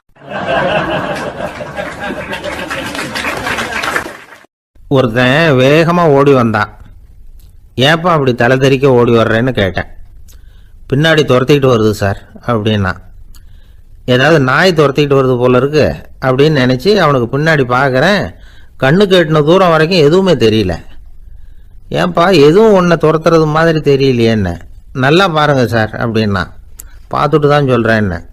இதோ பாருங்கள் சார், இதுதான் என்னை துரத்துது அப்படின்னு அவன் காட்டுறான். அவன் சுட்டி காட்டின இடத்துல பார்த்தா அங்கே அவனுடைய நிழல் தான் தெரியுது. என்னப்பா சொல்கிற அப்படின்னு சொல்லி அவனை சந்தேகமாக பார்த்தேன். அதுக்கப்புறம் தான் அவன் விவரமாக பேசினான். சார், எனக்கு என் நிழலை கண்டா பிடிக்கிறதில்ல, எப்போ பார்த்தாலும் இது என்னையே பின்தொடர்ந்து வந்துக்கிட்டு இருக்குது, இதை என்னால் சகிக்கவே முடியல, இதை என்கிட்டேருந்து பிரிக்கிறதுக்கு எவ்வளவோ முயற்சிகள்லாம் பண்ணி பார்த்துட்டேன், முடியலன்னா. அப்படி என்னென்ன முயற்சிகள் பண்ணினேன் அப்படின்னு கேட்டேன். அவன் என்னென்ன செஞ்சாங்கிறத விவரமாக சொன்னான். அவன் என்ன பண்ணியிருக்கிறான், ஒரு பெரிய குழியை தோண்டி அதில் தன்னுடைய நிழலை புதைச்சிருவோம் அப்படின்னு முடிவு பண்ணிட்டு மண்வெட்டி எடுத்துக்கிட்டு தோட்டத்து பக்கம் போயிருக்கான். ஆழமாக ஒரு குழியை தோண்டியிருக்கான். குனிஞ்சு பார்க்குறான். அந்த குழிக்குள்ளே தன்னுடைய நிழல் தெரியுது. ஆஹா, இதுதான் சமயம், நிழல் இப்போ குழிக்குள்ளே இருக்குது, மண்ணை போட்டு மூடி போடலாம் அப்படின்னு நினச்சிக்கிட்டு கொஞ்சம் மண்ணை அள்ளி போட்டான். பார்த்தா இப்போ அந்த நிழல் அந்த மண்ணுக்கு மேலே வந்து நிற்கிது. இது ஏதுடா வம்பா போச்சு அப்படின்னு அவசரமாக மண்ணை வாரி போட்டு மூடி பார்க்குறான். குழி பூராவும் மூடி விட்டு பார்க்குறான். மறுபடியும் நிழல் மேலே வந்து உட்காந்துக்கிட்டு இருக்குது. சரி, இதை குழியில் புதைக்க முடியாது அப்படின்னு முடிவு பண்ணிட்டு இதை இங்கேயே இப்படியே விட்டுட்டு ஒரே ஓட்டமாக ஓடி போடுவோம் அப்படின்னு நினச்சி எடுத்தான் ஓட்டம். அது காலை நேரம். இவன் மேற்க நோக்கி ஓடிக்கிட்டு இருக்கிறான். ஓடி ஓடி பார்க்குறான், நிழல் இவனை விட வேகமாக இவனுக்கு முன்னாடி ஓடிக்கிட்டு இருக்கு. சரி, திரும்பி ஓடி பார்ப்போம் அப்படின்னு நினச்சிக்கிட்டு அப்படியே சடார்னு திரும்பி ஓட ஆரம்பித்தான். பார்த்தான், அப்பாடா நிழலை காணலை. கொஞ்சம் தூரம் ஓடி ஒரு இடத்துல நின்று அப்படியே சாவகாசமாக திரும்பி பார்க்குறான். பின்னாடி நின்றுக்கிட்டு இருக்குது நிழல். இப்படி ஓடி வந்து தான் இங்கே நம்ம முன்னாடி நின்று தன்னுடைய அவஸ்தையை சொல்லிக்கிட்டு இருக்கிறான். இந்த நிழலை துரத்துறது அல்லது வெட்டி விடுறது, இதுக்கு ஏதாவது வழி இருக்கா சொல்லுங்கள் சார் அப்படிங்கிறான். நமக்கு ஒன்றும் புரியல. அந்த நேரம் பார்த்து ஒரு பெரியவர் வந்தார். அவர்கிட்ட யோசனை கேட்டோம், என்ன செய்யலாம்னு. அவர் சொன்னார், இந்த பாருப்பா, நீ அங்கேயும் எங்கேயும் ஓடாத, அப்படியே கீழே படுத்துக்கொண்டார். அது நல்ல உச்சி வேலை. அவன் அப்படியே கீழே படுத்துக்கிட்டான். இப்போ அப்படி இப்படின்னு திரும்பி பார்க்குறான், நிழலை காணலை. அவன் இப்போ தான் நிம்மதியாக இருந்தான். இப்போ அந்த பெரியவர் சொன்னார், எல்லா மனிதர்களுமே இப்படி தான் ஓடிக்கிட்டு இருக்கிறாங்க. நான் எனது அப்படிங்கிற ஆணவம் தான் அவங்கள துரத்திக்கிட்டு இருக்கு. அதை விட்டுட்டு ஓடணும்னு நினைச்சாலும் அது முன்னாடி வந்து நிற்கிது. பரம்பொருளை நோக்கி ஓடுறப்போ இந்த ஆணவம் பின்னாடி வந்து விடுது. பரிபூர்ண சரணாகதிங்கிற நிலையில் அது முழுசுமாக மறைஞ்சு விடுது. தன்னை உணர்கிற வேலை அது. அந்த நேரம் மனிதனுக்கு விடுதலை உணர்வு ஏற்படுகிற நேரம் அது. அப்படிப்பட்ட சுதந்திர மனிதர்களாக எல்லாரும் மாறி போயிட்டாங்கன்னா இந்த உலகமே இன்பமயம் அப்படின்னு ஒரு விளக்கம் கொடுத்தார் பெரியவர். நம்மால் ஒருத்தர் வேகமாக ஓடி வந்துக்கிட்டு இருந்தான். ஏன்டா அப்படி ஓடி வர்ற அப்படின்னு கேட்டார் எதிரில் வந்தவர். ஆசை துரத்துது, அதுதான் ஓடி வர்றேன்னா. உனக்கு என்ன ஆசைன்னு கேட்டார். எனக்கு ஒன்றும் ஆசை இல்லைங்க, என்னை எப்படியாவது பிடிச்சுடணும்னு போலீஸ்காரங்களுக்கு ஆசை. அந்த ஆசை இப்போ என்னை துரத்தி பின்னாடி வந்துக்கிட்டு இருக்குது, அதுதான் தப்பிச்சு வந்துக்கிட்டு இருக்கிறேன். குறுக்க நிற்காதீங்க சார், வழியை விடுங்க அப்படின்னு சொல்லிவிட்டு வேகமாக ஓடி மறைஞ்சான். எனக்கு வாழ்க்கையில் ஒரே ஒரு ஆசை தான் சார் அப்படின்னார் ஒருத்தர். அது என்னன்னு கேட்டேன். ஆசைகளை ஒழிச்சுடணுங்கிறது தான் என்னோட ஆசை அப்படின்னார். இப்படி ஆசைகளை ஒழிக்க வேண்டும் அப்படிங்கிறதையே ஒரு ஆசையாக கொள்வது அபத்தம் அப்படிங்கிறார் ஒரு பெரியவர். இது மாதிரி ஆசைகளை ஒழிக்க ஆசைப்பட்டா அந்த நோக்கம் நிறைவேறாதான். அந்த முயற்சியால் புதுசாக சில துன்பங்கள் தான் சேருமா. அதில் புதுசாக ஒரு ஆசை தலை தூக்கும் அப்படிங்கிறார் அவர். ஆசைகளை தானாக விழ வச்சுடலாம். அதுக்கு வழி என்ன தெரியுமா? எந்த ஒரு ஆசையையுமே பூரணமாக நிறைவேற்றி கொள்ள முடியாதுங்கிறத உணரணும். அதை உணர்ந்தால் ஆசைகள் தானாக விழுந்துடும். அதை விட்டுட்டு ஆசைகளை விட்டுடணுங்கிறதையே ஒரு ஆசையாக வச்சுக்கிட்டு அதுக்காக கடுமையாக முயற்சிகளையும் செஞ்சுக்கிட்டு நான் ஆசைகளை விட்டுட்டு ஞானோதயம் அடையிறதுக்கு கடுமையாக முயற்சி பண்ணிகிட்டு இருக்கிறேன் சார் அப்படின்னு சொல்லிக்கிட்டு இருந்தால் எந்த காலத்துலேயும் ஞானோதயம் வரப்போகிறதில்ல. அதுக்கு பதிலாக துன்பம்தான் வந்து சேரும் அப்படிங்கிறது அவரோட கருத்து. எந்த ஒரு ஆசையையும் பூரணமாக நிறைவேற்றி கொள்ள முடியாது அப்படிங்கிறத உணரணும்.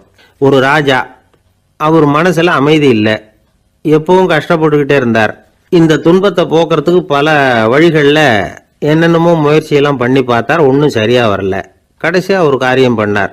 அதாவது ஒரு வேதாந்தியை தேடிட்டு போனார். அவரை பார்த்து கேட்டார், ஐயா, என்னுடைய துன்பங்கள்லேருந்து நான் வந்து விடுபடணும், அதுக்கு சுலபமாக ஏதாவது ஒரு வழி இருந்தால் சொல்லுங்களேன் அப்படின்னு கேட்டுக்கிட்டார். அதுக்கு அந்த வேதாந்தி சொன்னார், அதுக்கு ஒரு வழி சொல்கிறேன், அது மாதிரி செய். அதாவது உன்னுடைய ராஜ்யத்துக்குள்ள போதுங்கிற மனசோட வாழுற ஒருத்தனை கண்டுபிடிக்கணும். அப்படி கண்டுபிடிச்சி அவனுடைய சட்டையை வாங்கி நீ போட்டுக்கணும். அப்படி போட்டுக்கிட்டா உன்னுடைய துன்பம் தீர்ந்துரும் அப்படின்னார். உடனே ராஜாவுக்கு ரொம்ப மகிழ்ச்சி. அரண்மனையில் இருந்த அத்தனை பேரையும் ஆளுக்கு ஒரு பக்கமாக அனுப்புனார், தேட சொன்னார். போதுங்கிற மனசுடைய ஒருத்தனை கண்டுபிடிச்சி கொண்டுகிட்டு வாங்க அப்படின்னார். எங்கெங்கேயோ தேடி கடைசியாக ஒரு ஆளை கண்டுபிடிச்சாங்க. அவன் போதுங்கிற மனசோட இருக்கிறவன் தான். ஆனால் அவன்கிட்ட சட்டை எதுவும் இல்லை. இடையில கட்டியிருக்கிற துண்டே போதுங்கிற மனசோடு அவன் வாழ்ந்துக்கிட்டு இருக்கிறான். சட்டை இருந்தாவில் ராஜா வாங்கி மாட்டிக்க முடியும். அந்த வேதாந்தி ஏன் அப்படி சொன்னாருங்கிறதுக்கான அர்த்தம் இப்போ தான் ராஜாவுக்கு புரிஞ்சுதான். இது வரைக்கும் சொன்னதெல்லாம் ஞான மார்க்கத்தை தேடிக்கிறவனுக்கான உள்ள தகவல். இப்போ இன்னைக்கு இளைஞர்கள் இதை கேட்டுவிட்டு நமக்கு ஆசையே வேணாம் அப்படின்னு முடிவு பண்ணிவிட்டா வாழ்க்கையில் முன்னேறவே முடியாது. நம்முடைய முயற்சிக்கு ஆசை தான் தூண்டுகோல். அதனால் இந்த ஆசையையும் அந்த ஆசையையும் போட்டு குழப்பிக்கக்கூடாது. ஆனால் ஒன்று, பேராசை நமக்கு தேவையில்லை. நாம் படுற ஆசையிலேயும் ஒரு நியாயம் இருக்கணும். ஏன்னா நம்மளில் சில பேர் நீங்கள் தான் சார் சொன்னீங்க, அதனால தான் ஆசைப்பட்டேன், அரை தான் கிடைச்சது மிச்சம் அப்படிம்பாங்க கன்னத்தை தடவிக்கிட்டே. அதனால் இப்போல்லாம் எந்த தகவலை சொன்னாலும் ரொம்ப எச்சரிக்கையாக இருக்க வேண்டியிருக்குது. ஒரு ஆள் ஒரு கடை வச்சு வியாபாரம் பண்ணிக்கிட்டு இருந்தான். அவனுக்கு ரொம்ப பேராசை, நிறைய பணம் சேர்க்கணும்னு. திடீர்னு ஒரு நாள் அவனுக்கு உடம்பு ரொம்ப சுகம் இல்லாமல் போயிட்டுது. இனிமேல் பிழைக்கிறது கஷ்டங்கிற நிலைமை. மரணப்படுகையில் இருக்கிறான். சொந்தக்காரங்கள்லாம் சுற்றி உட்காந்துருக்குறாங்க. இவன் மெதுவாக கண்ணை திறந்து பார்க்குறான். என் வீட்டுக்காரி எங்கேன்னா, இதோ இருக்கேன் அப்படின்னாங்க அந்த அம்மா. பசங்கள்லாம் எங்கேங்கிறான், இதோ பக்கத்தில் தான் நின்றுக்கிட்டு இருக்கிறோங்கிறாங்க. பொண்ணுங்க எங்கேங்கிறான், எல்லாம் இங்கே தான் இருக்கிறோம் அப்படிங்கிறாங்க. எல்லாம் இங்கே தான் பக்கத்தில் தான் இருக்கோம், நீங்கள் கவலைப்படாதீங்கன்னு சொல்கிறாங்க எல்லாம். அவன் மெதுவாக கஷ்டப்பட்டு வாயை திறந்து, அட பாவிங்களா, எல்லாரும் இங்கே இருந்தால் அங்கே கடையை யார் கவனிக்கிறது அப்படின்னானா. ஜப்பானில் உள்ள ஒரு புத்த விகாரை, அங்கே ஒரு வயசான பௌத்த குரு தங்கியிருக்கிறார். ஒரு நாள் ராத்திரி கடுமையான குளிர், அவரால் தாங்க முடியல. பார்த்தார், மரத்தில் செஞ்ச புத்த சிற்பங்கள் அங்கே நிறைய இருந்தது. அதில் ஒன்றை எடுத்து அதுக்கு தீ மூட்டி அந்த நெருப்பில் குளிர் காஞ்சிக்கிட்டு இருக்கிறார். மர சிற்பம் தீ வச்சதும் படபடன்னு வெடிக்க ஆரம்பிச்சுட்டுது. அந்த சத்தத்தை கேட்டதும் அந்த புத்த விகாரையின் குருக்கள் வெளியில் ஓடி வந்தார். இவர் ஆனந்தமாக குளிர் காஞ்சிக்கிட்டு இருக்கிறார். அவரால் பொறுத்துக்க முடியல. தெருவில் தெரிஞ்சுக்கிட்டு இருந்த அந்த பெரியவரை இங்கே தங்க அனுமதித்ததே அவர் தான். இவர் இப்படி பண்ணுறாரேன்னு நினச்சிக்கிட்டே அவரை கோபமாக பார்த்தார். ஏன் இப்படி கோபமாக பார்க்குறீங்க, இப்படி உட்காருங்க அப்படிங்கிறாரு இவர். அவருக்கு இன்னமும் கோபம் வந்துட்டுது. எங்கள் கடவுளை எரிச்சுட்டீங்களே அப்படின்னு சத்தம் போட்டாராம். அப்படியா அப்படின்னு கேட்டுக்கிட்டே அந்த சாம்பலை கிளறினார் இவர். என்ன செய்கிறீங்கன்னு கேட்டிருக்காரு அவர். நான் எலும்புகளை தேடுறேன்னாராம். நீங்கள் ஒரு பைத்தியம், இது ஒரு மர சிற்பம், இதில் எலும்புகள் கிடையாது அப்படின்னாராம். அவருக்கு கோபம் வந்துட்டுது. உடனே வெளியில் போங்கன்னு கத்தியிருக்கார். வெளியில் தள்ளி கதவையும் சாத்தி விட்டாராம். மறுநாள் காலையில் கதவை திறந்து பார்த்தா அந்த வயசான பெரியவர் ஒரு மைல்கல் மேலே சில காட்டு பூக்களை வச்சு புத்தம் சரணம் கச்சாமின்னு சொல்லிக்கிட்டே இருக்கிறார். இவருக்கு சந்தேகமாக போட்டுது. கிட்ட போனார். என்ன செஞ்சுக்கிட்டு இருக்கீங்கன்னு கேட்டார். இது என்னுடைய காலை நேர பிரார்த்தனைனாராம். நிஜமாகவே நீங்கள் ஒரு பைத்தியமாக தான் இருக்கணும், ஏன்னா அது ஒரு மைல்கல் அப்படின்னாராம். இப்போ அந்த பெரியவர் சொன்னாராம், நீங்கள் ஒரு மரத்தை புத்தராக நினைக்கும் பொழுது நான் ஏன் ஒரு மைல்கல்ல புத்தராக நினைக்கக்கூடாது? நான் புத்தரை எரிக்கலாம், ஏன்னா அவரை நான் நேசிக்கிறேன். அந்த சிற்பம் மரத்தால் ஆனதுங்கிறது எனக்கு தெரியும். நான் ஒரு மைல்கல்ல தொழலாம், ஏன்னா அது எனது பூக்களை தாங்குது. நான் இந்த மைல்கல்லுக்குள்ளே மறைஞ்சிருக்கிற புத்தரை பார்க்குறேன். யாராவது ஒரு சிற்பி இதை சிலையாக்கினாதான் நீங்கள் புத்தரை பார்க்க முடியும். அன்னைக்கு ரொம்ப குளிராக இருந்தது. நான் எனக்குள்ளே இருக்கிற புத்தரையும் பாதுகாக்கணும். உள்ளே இருக்கிற புத்தரை காப்பாத்துறதுக்காக வெளியில உள்ள புத்தரை எரிக்கலாம், அதுல ஒன்றும் தப்பு இல்லை. அது அவருடைய போதனையிலேயே இருக்கு. உனக்குள் ஜோதியாக இரு அப்படிங்கிறது அவருடைய போதனை. என்னுடைய புத்தர் குளிர்ல நடுங்கிட்டு இருந்தார். அந்த மர சிற்பங்கள் வெயில் மழையில உணர்ச்சி இல்லாம இருந்தது, அதனால அப்படி பண்ணினேன். ஆனா நீங்க என்ன பண்ணீங்க? நான் ஒரு மர புத்தரை எரிச்சதுக்காக உயிருள்ள புத்தரை வெளியில தள்ளி கதவை சாத்தினீங்க அப்படின்னாராம் அந்த பெரியவர். உண்மையான பக்திங்கிறது இதுதான். அதாவது உனக்குள் ஜோதியாக இரு அப்படின்னு புத்தர் சொன்னார் இல்லையா, அது மாதிரி தனக்குள் ஜோதியாக இருக்கிற இந்த காலத்து ஆசாமிகள் நிறைய பேர் உண்டு. எப்பவும் போதையிலேயே இருக்கிறவங்க. ஒரு நாள் நடு ராத்திரி ஒரு மது கடையில ஒரு ஆள் அங்குள்ள சிப்பந்திகள் கிட்ட கேட்டுக்கிட்டு இருக்கிறான். மறுபடியும் இந்த கடை எப்போ திறப்பாங்கன்னு கேட்டானா.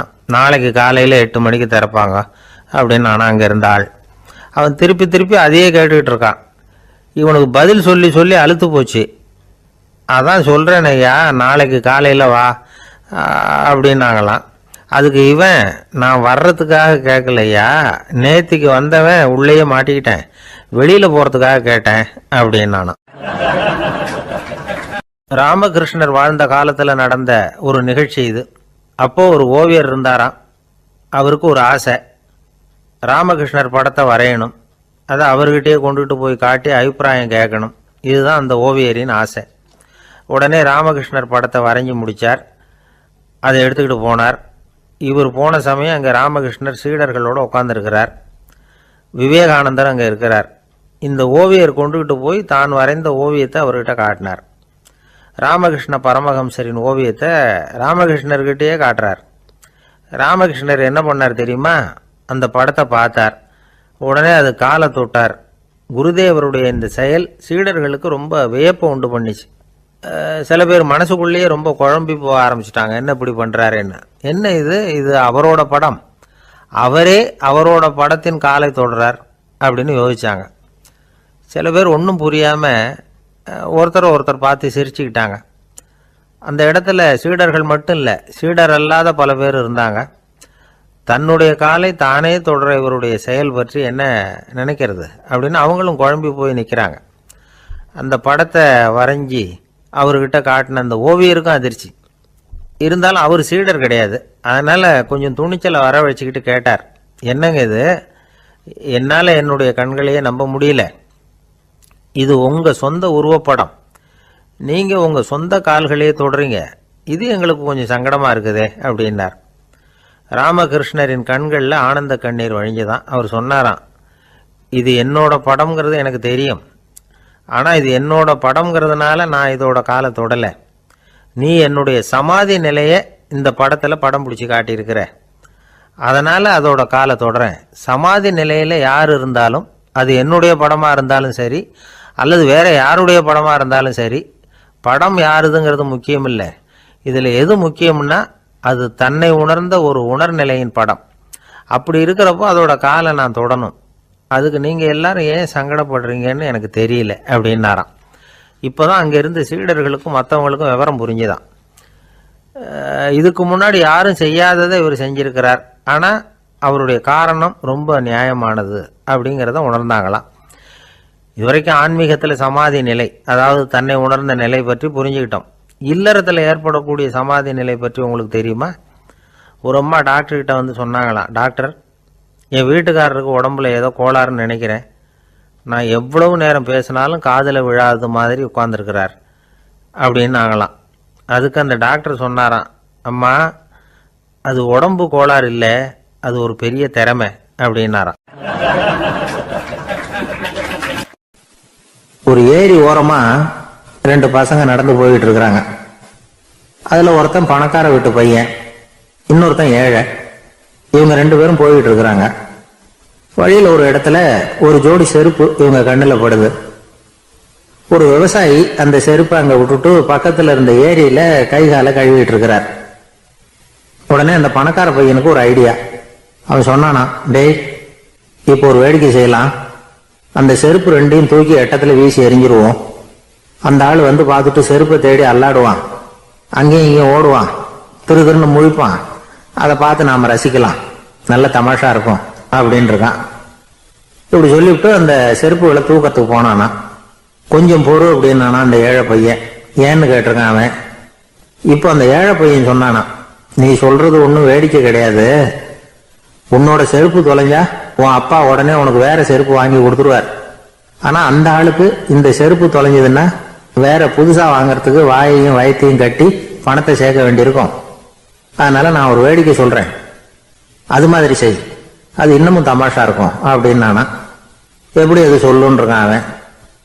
செருப்பு ரெண்டும் அது இருக்கிற இடத்துலயே இருக்கட்டும். உன் சட்ட பையிலிருந்து ஒரே ஒரு ரூபாய் நாணயத்தை எடு, அதை அந்த செருப்பு மேல அதோட குதிகால் பகுதியில வச்சுட்டு நாம 2 பேரும் அந்த மரத்துக்கு பின்னாடி ஓடி போய் மறைஞ்சு நின்னுக்குவோம். அப்புறம் பாரு வேடிக்கைய அப்படின்னா. அதே மாதிரி ₹1 காசு செருப்பு மேல வச்சுட்டு இவங்க 2 பேரும் மறைஞ்சு நின்னுக்கிட்டாங்க. கொஞ்ச நேரத்துல அந்த விவசாயி வந்தார். காலில் உள்ள மண்ணை தட்டிவிட்டு செருப்பை மாட்டுறதுக்காக போனார்.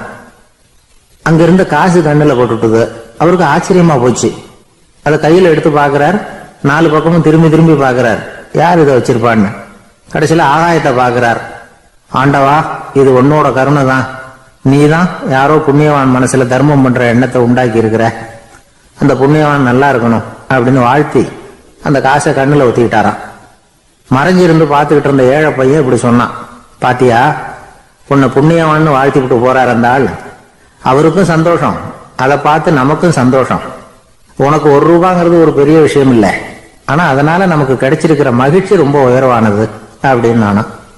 வேடிக்கையும் கிண்டலும் இது மாதிரி அடுத்தவங்களுக்கு இடைஞ்சலா இல்லாம இருக்கணும் அப்படிங்கிறார் கலைவாணன். ஆனா பாருங்க, அவருக்கே இடைஞ்சலா வர்ற விஷயங்களை கூட அவர் வேடிக்கையா தான் எடுத்துக்கிட்டாராம். ஒரு தடவை ஒருத்தர் கலைவாணர்கிட்ட வந்து, ஐயா, என் குழந்தை செத்து போச்சு அப்படின்னு சொல்லி அழுதாராம். உடனே இவர் அவருக்கு ₹100 பணத்தை கொடுத்து, இந்தாங்க அடக்கம் செய்யுங்க அப்படின்னு சொல்லி அனுப்பி வச்சாராம். 1 வருஷம் கழிச்சு மறுபடியும் அதே ஆள் வந்திருக்கார். இவர் மறந்துருப்பாருங்கிற நினைப்புல, அண்ணே என் குழந்தை இறந்து போச்சுண்ணே அப்படின்னாராம். இவர் மறுபடியும் ₹100 கொடுத்து ஆறுதல் சொல்லி அனுப்பி வச்சாராம். 7-8 மாசம் கழிச்சு மறுபடியும் அதே ஆள் வந்திருக்கார். அவர் வாயை திறக்கிறதுக்கு முன்னாடியே இவர் ₹100 அவர் கையில வச்சு, போன 2 தடவை தான் குழந்தை செத்து போச்சு, இந்த தடவையாவது அதை சாகாம காப்பாத்தி விடு அப்படின்னு சொல்லி அனுப்பி வச்சாராம். அதுக்கப்புறம் அந்த ஆள் வர்றதே இல்லையா. எனக்கு தெரிஞ்ச ஒருத்தர் இருக்கார். அவரு ஒரு பெரிய காவல்துறை அதிகாரி, ரொம்ப கண்டிப்பானவர். அவரை கண்டாவே எல்லாரும் பயப்படுவாங்க. அப்படிப்பட்டவர் வீட்டுக்கு போனா அப்படியே அடியோட மாறிடுவார். அங்க போய் பாத்தீங்கன்னா குழந்தைகளோட குழந்தையா அவர் விளையாடிட்டு இருப்பார். அலுவலக சமயத்துல பாத்தீங்கன்னா குதிரை முதுகுல அவர் உட்கார்ந்துருப்பார். வீட்டுல பாத்தீங்கன்னா அவரு முதுகுல குழந்தை உட்காந்துருக்கும். அவரு குதிரை மாதிரி போயிட்டு இருப்பார். இது எப்படிங்க முடியுது உங்களால அப்படின்னு கேட்டாங்க. அது ஒண்ணுமில்ல, இங்க வீட்டுக்கு வந்த உடனே என்னோட மனசை தனியா எடுத்து வச்சிருவேன் அப்படின்னார். அது என்னங்க உங்க சட்ட பையிலியா இருக்குது மனசு, அது தனியா எடுத்து வைக்கிறதுக்கு அப்படின்னு கேட்டாங்க. அப்படி இல்லைங்க, இது ஒரு பயிற்சி, மனப்பயிற்சி, அவ்வளவுதான் அப்படின்னார். இப்படி சமயம் பார்த்து மனசை தனியா வச்சுவிட தெரிஞ்சவங்க வாழ்க்கையில எப்பவும் உற்சாகமா இருப்பாங்க அப்படிங்கிறது பெரியவங்க கருத்து. ஒரு டாக்டர் ஆஸ்பத்திரியில் இருக்கிற வரைக்கும் டாக்டரா இருக்கலாம். அவர் மனைவிகிட்டையும் அவர் டாக்டரா இருக்க வேண்டிய அவசியம் இல்லை. ஒரு வக்கீல் வந்து கோர்ட்ல இருக்கிற வரைக்கும் வக்கீலா இருக்கலாம். வீட்டுக்கு வந்ததுக்கு அப்புறமும் வக்கீலா இருக்க வேண்டிய அவசியம் கிடையாது. வீட்டுல வந்து குழந்தைகள்கிட்ட விளையாடும் பொழுதும் அதுகள்கிட்ட ஃபீஸ் கேட்டுக்கிட்டு இருக்கக்கூடாது. நாம எப்படி இருக்கணும்னு பெரியவங்க சொல்றாங்கன்னா, மனசோட சேரப்படாதான். அப்படி சேராம வாழ்க்கையை கவனிக்கணுமா. மனசை அப்படியே தனியா எடுத்து பக்கத்துல வச்சுடணும். அப்படின்னா அதை அப்படியே தூக்கி எறிஞ்சுடு அப்படின்னு அர்த்தம் இல்லை. ஏன்னா மனசுங்கிறது நமக்கு உபயோகப்படக்கூடிய ஒண்ணுதான். எப்ப எப்போ அது தேவையோ அப்பப்போ எடுத்து உபயோகப்படுத்திக்கணும். தேவைப்படுறப்போ எடுத்து கண்ணாடி மாட்டிக்கிறோம்ல, படிக்கும் பொழுது கண்ணாடி தேவைப்படுது, எடுத்து மாட்டிக்கிறோம் இல்லையா. அது மாதிரி கணக்கு போடுறதுக்கு மனசு தேவை. கடைக்கு போய் ஒரு பொருள் வாங்குறோம், காசு கொடுக்குறோம், மீதி சில்லறை சரியா இருக்கா அப்படின்னு எண்ணி பார்த்து வாங்க வேண்டியிருக்கு. அந்த சமயத்துல மனசை எடுத்து தனியா வச்சுட்டேன் அப்படின்னு சொல்லிட்டு இருக்க கூடாது. பரீட்சைக்கு படிக்க வேண்டியிருக்குது, படிச்சதையெல்லாம் அப்படியே நினைவுல வச்சுக்க வேண்டியிருக்கு. அந்த சமயத்துல மனசை தூக்கி எறிஞ்சுட்டேன் சார் அப்படின்னு சொல்லிட்டு இருக்க கூடாது. அப்படி சொன்னா பரீட்சை நம்மளை தூக்கி எறிஞ்சிடும். அதனால தேவைப்படுறப்போ மனசை உபயோகப்படுத்தணும், தேவையில்லாதப்போ அதை தனியா ஓய்வு எடுத்துக்க விட்டுடணும். இப்படி நாம பழக்கப்படுத்திக்கிட்டா வாழ்க்கைங்கிறது நமக்கு புதுசா தெரியுமா. மனசுக்கும் ஒரு சக்தி கிடைக்கும். எந்திரங்களுக்கு ஓய்வு கொடுக்கற மாதிரி மனசுக்கும் ஓய்வு கொடுக்கணும், இல்லைன்னா அது களைச்சு போயிடும். குழந்தைகள் மனசை சுமந்துகிட்டு இருக்கிறது இல்ல, இது முதியவர்கள் குழந்தைகள் கிட்ட இருந்து கத்துக்க வேண்டிய ஒரு பாடம். ஆனாலும் இந்த கால குழந்தைகள் கிட்ட ரொம்ப எச்சரிக்கையா இருக்க வேண்டியிருக்கு. ஒரு தாத்தாவும் பேரனும் விளையாடிக்கிட்டு இருக்கிறாங்க. தாத்தா, எனக்கு சைக்கிள் ஓட்ட கத்து கொடு அப்படிங்கிறான் பேரன். சைக்கிள் உயரம் கூட இல்ல, அதுக்குள்ள சைக்கிள் ஓட்டணுமா அப்படின்னாரு தாத்தா. ஏன் தாத்தா, ரயில் ஓட்டுறாரு, அவர் என்ன ரயில் நீளமா இருக்கார் அப்படின்னு கேட்டானா அந்த பையன். இருக்கிறாங்க. அந்த வழியா போறவங்க வர்றவங்க எல்லாம் அந்த இடத்துல நின்று அது என்ன மண்டபம் அப்படின்னு விசாரிக்க ஆரம்பிச்சாங்க. அந்த அப்பாவும் பிள்ளையும் தான் வர்றவங்களுக்கு எல்லாம் விவரம் சொல்லிட்டு இருக்கிறாங்க. அதாவது இந்த இடத்துல ஒரு பெரிய மகான் சமாதி ஆயிருக்கார், அவர் சமாதியான இடத்துல இந்த நினைவு மண்டபத்தை கட்டி இருக்கிறோம் அப்படின்னாங்க. ஊரு பூரா இந்த செய்தி பரவிச்சு. நிறைய பேர் அந்த இடத்தை தேடி வர ஆரம்பிச்சாங்க. இங்க கொஞ்ச நேரம் உட்காந்துட்டு போனா மனசுக்கு ஒரு நிம்மதி கிடைக்குது அப்படின்னாங்க. அங்க இருந்த உண்டியல்ல நிறைய காசு போட்டுட்டு போறாங்க. பணம் கிடுகிடுன்னு நிறைய சேர ஆரம்பிச்சுட்டுது. பணம் நிறைய சேர்ந்த உடனே அந்த அப்பாவுக்கும் பிள்ளைக்கும் தகராறு வந்துட்டுது. பணம் சேர்ந்தாலே சொத்து தகராறு வரத்தானே செய்யும், அது மாதிரி வந்துட்டுது. பையன் அடிக்கடி நிறைய பணம் கேட்க ஆரம்பிச்சான். அப்பா பார்த்தார், யோசனை பண்ணார், ஒரு முடிவுக்கு வந்தார். ஒரு நாள் பையனை கூப்பிட்டார். இத பாருப்பா, நமக்குள்ள தகராறு வேணாம். அப்பாவும் பிள்ளையும் இப்படி சண்டை போட்டுக்கிட்டா பாக்குறவங்க தப்பா நினைப்பாங்க. அதனால நமக்குள்ள சமரசமா இதை தீர்த்துக்குவோம், என்ன சொல்ற அப்படின்னார் அப்பா. சரின்னு நான் பையன். உடனே அந்த அப்பா என்ன பண்ணார் தெரியுமா, மகன் கிட்ட கொஞ்சம் பணத்தை கொடுத்தார். தன்கிட்ட இருந்த ஒரு கழுதையையும் கொடுத்தார். இதை வச்சு நீ பொழைச்சுக்கோ அப்படின்னு சொல்லி அனுப்பி வச்சுட்டார். மகன் அந்த கழுதையை இழுத்துக்கிட்டு அடுத்த ஊருக்கு போனான். வழியிலேயே அந்த கழுதை செத்து போச்சு. உடனே என்ன பண்ணலாம்னு யோசனை பண்ணான். ஒரு ஐடியா வந்தது. அந்த கழுதைய ஒரு சாலை ஓரமா புதைச்சான். கையில் இருந்த பணத்தை வச்சு அந்த இடத்துல ஒரு கல் மண்டபம் கட்டினான். அந்த வழியா 2 பேர் வந்தாங்க. இது என்ன மண்டபம்னு விசாரிச்சாங்க. இந்த இடத்துல ஒரு பெரிய மகான் சமாதி ஆயிருக்கிறார் அப்படின்னா. இந்த செய்தி ஊர் பூரா பரவ ஆரம்பிச்சுட்டுது. நிறைய பேர் வந்து போக ஆரம்பிச்சாங்க. இங்க வந்தா மனசுக்கு ஒரு பெரிய நிம்மதி கிடைக்குது அப்படின்னு வேற சொல்ல ஆரம்பிச்சாங்க. வர வர கூட்டம் அதிகமா வர ஆரம்பிச்சுட்டுது. உண்டியல்ல பணம் நிறைய சேர்ந்துட்டுது. நகையெல்லாம் கூட கழட்டி காணிக்கையா போட ஆரம்பிச்சுட்டாங்க. அப்பாவை விட மகன் பெரிய ஆளாயிட்டான். இதை கேள்விப்பட்டார் அப்பா. பையனை பார்த்துட்டு வரலாம்னு ஒரு நாள் புறப்பட்டு வந்தார். பையன் ஓஹோன்னு இருக்கிறான். பங்களா, காரு எல்லாம் வந்துட்டுது. எப்படிடா இந்த அளவுக்கு ஆனே அப்படின்னு விசாரிச்சார். அப்பா, எல்லாம் உங்க ஆசீர்வாதம் தான். நீங்க கொடுத்த மூலதனத்தை வச்சுதான் இவ்வளவும் சம்பாதிச்சேன் அப்படின்னு நான் பையன். அது எப்படிடான்னு விசாரிச்சார். அப்பா, நீங்க ஒரு கழுத குட்டியும் கொஞ்சம் பணமும் என்கிட்ட கொடுத்து அனுப்பி வச்சுங்க. அதை எடுத்துக்கிட்டு வந்தேன். வர்ற வழியில அந்த கழுதை செத்து போச்சு. உடனே யோசனை பண்ணேன், அந்த கழுதையை இந்த இடத்துல புதைச்சேன். கையில் இருந்த பணத்தை வச்சு மண்டபம் கட்டினேன். மகான் ஒருத்தர் சமாதி ஆயிருக்கார் அப்படின்னு வதந்தியை கிளப்பி விட்டேன். ஜனங்கள்லாம் ஏமாந்து போய் காசை கொண்டாந்து போட ஆரம்பிச்சிட்டாங்க. நான் பொழைச்சிக்கிட்டு இருக்கிறேன் அப்படின்னா. இப்பதான்டா நீ என் புள்ள அப்படின்னு சொல்லி சந்தோஷப்பட்டாரான் அந்த அப்பா. ஏன் அப்படி சொல்றீங்கன்னு கேட்டிருக்கான் பையன். கழுத குட்டியை புதைச்சி மண்டபம் கட்டி இருக்கிற நீ, ஏற்கனவே நம்ம ஊர்ல நாம கட்டி இருக்கிறோமே மண்டபம், அது இந்த கழுதையோட அம்மாவை புதைச்ச இடம். மகான் சமாதி ஆயிருக்காருன்னு நானும் சும்மா கப்சாதான் விட்டுக்கிட்டு இருக்கேன் அப்படின்னாராம் அப்பா. முட்டாள் ஜனங்களை நினைச்சு அந்த 2 பேரும் சத்தம் போட்டு சிரிச்சாங்களாம். மனுஷன் ஏமாத்துறது ரொம்ப சுலபம். என் கூட படிச்ச ஒருத்தன் திடீர்னு ஒரு நாள் எல்லாருக்கும் அருள் வாக்கு சொல்ல ஆரம்பிச்சுட்டான். அவன் ஒரு ஆபீஸ்லயும் வேலை பார்க்கறான். ஆபீஸ்ல உள்ளவங்க எல்லாம் அவன்கிட்ட அருள் வாக்கு கேட்கறது வழக்கம். ஒரு நாள் நான் அவன் முன்னாடி போய் உட்காந்து பேசிக்கிட்டு இருந்தேன். அப்போ அதே ஆபீஸ்ல வேலை பார்க்கிற ஒருத்தர் அவன்கிட்ட சுவாமி, என் மேஜையில வச்சிருந்த பேனா திடீர்னு காணாம போட்டுது, அது திரும்ப கிடைக்குமா எனக்கு அப்படின்னு கேட்டார். இவன் கண்ணை உருட்டி பார்த்துட்டு, அது உனக்கு கிடைக்காது, புதுசா வேற ஒண்ணு வாங்கிக்கப்போ அப்படின்னா.